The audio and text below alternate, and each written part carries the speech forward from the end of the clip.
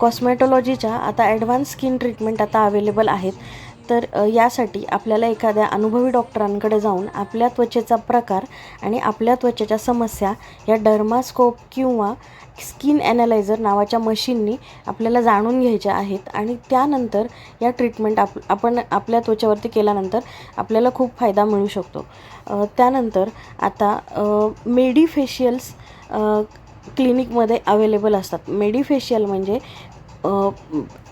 स्किनच्या दुसऱ्या लेअरपर्यंत आपण आपल्या त्वचेची स्वच्छता करू शकतो. त्यानंतर आपल्या त्वचेमध्ये जे फायदेशीर सिरम असतात ते आपल्या त्वचेमध्ये दुसऱ्या लेअरपर्यंत आपण जिरवू शकतो.